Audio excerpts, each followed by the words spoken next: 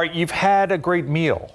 Maybe you got your hair cut. Maybe a car wash. Yeah. To tip or not to tip, that is a bigger question these days, thanks to those tablets that you see at countless registers right now. A lot of those screens are in places or maybe for services that you might not have tipped for in the past. So what do you do? Here's KSAT Explains.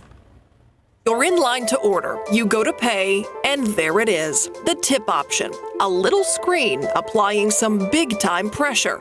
And it's not just for food anymore, it's nearly everywhere. We put it out there and let them decide for themselves. Lori Hernandez owns Oh Yeah Cakes, a custom bakery in Southtown. Our custom cakes take about 2 months in advance notice. Lori knows her industry is not one where tips are expected, and yet I would say 80% of our customers tip. she added the tipping option to her app checkout system after customers started asking to leave a tip. People accidentally skip the tip part and they'll be like, oh my God. And I'm like, it's okay, like, you just come back. That little tiny app that we are all very aware is every place we go. So we don't know what to do, and we feel pressured. Diane Gottsman is a national etiquette expert who happens to be based here in San Antonio and is currently fielding question after question about when to tip, including my own. The conversation is regenerated about tipping. The technology is new because now it's everywhere.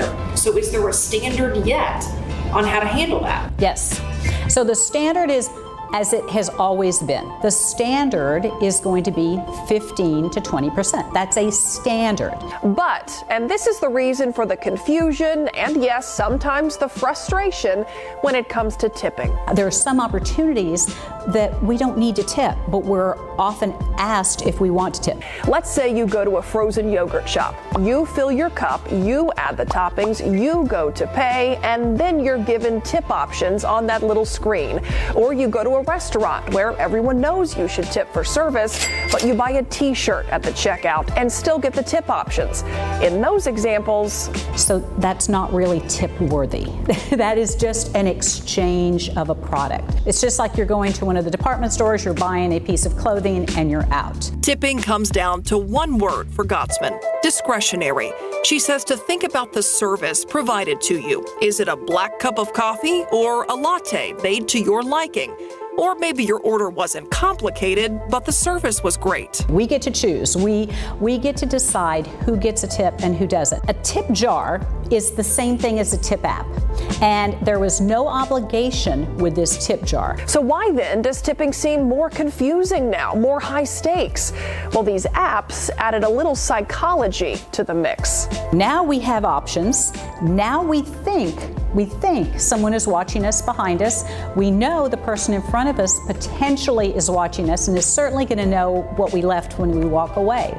So that app feels more, it just feels more awkward. Tipping itself has been around a long time. It started actually in Tudor England. When people would visit homes, they would give tips to the servants in the home that they were staying at. And then it spread to restaurants and other parts of Europe.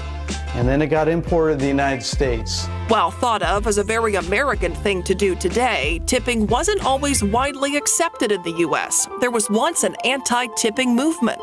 And so like 6 states passed laws banning tipping. And they were in the early 1900s. And then what happened was there were laws repealing it. And so by the 1920s, there were no states that were banning tipping. Trinity economics professor David McPherson has researched the effect of the tip minimum on employment. In Texas, there's something called a tipped wage. It's $2.13 an hour. Yes, $2.13 an hour. But you have to have enough tips to get to $7.25. And if there's a shortfall, then the employer is supposed to make up the difference. That tipped wage is essentially an hourly rate that you receive, that as long as you have tips that bring you at least above minimum wage, that is something that will then allow you to go as high as, on average right now, the average restaurant front line waiter, wait staff member is earning $27 an hour. So tips are a huge part of earnings for those in the service and hospitality industry, and they're up. Square reported just last quarter that tipping was up about 16.5%. That's for full-service restaurants compared to the year before. Tips were up nearly 16% for quick-service restaurants. Square is one of the platforms used on these digital point-of-sale systems. It's what Lori Hernandez uses in her bakery. And yes, there is a fee for that.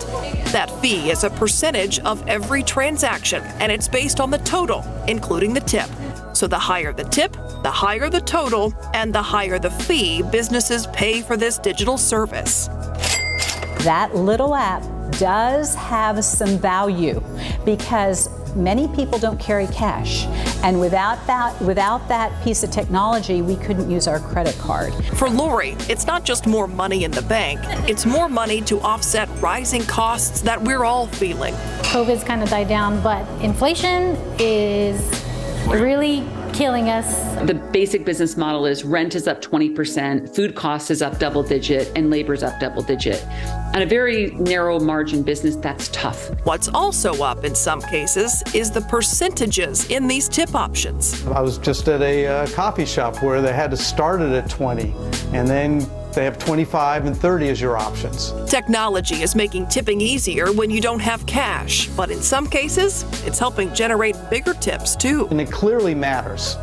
It definitely does increase the size of tips. There's a learning curve with any new technology, and digital tipping may be no exception. I think we're definitely in a period where that is going to sort itself out, and the consumer in the end will make that choice as this technology continues to evolve. How much you tip is a choice, and that's what Gottsman says to remember. If they go above and beyond, they call you by name, they're gracious, they're friendly, they make your day better, you make their day better, and you want to tip, please do. The word discretionary keeps coming up because that's what this is. $5.75. I wouldn't feel pressured. I tell my customers all the time, like I said, when it gets to the tip screen, hey, like, feel free to skip that. And sometimes they do and sometimes they don't. Now, I asked our etiquette expert if there's an area where people should be tipping that we don't normally think about. Her answer was yes. She said pet groomers. So there's a different kind of tip. You can watch any KSAT Explained story on demand by scanning this QR code or go to ksat.com or check us out on the KSAT YouTube channel.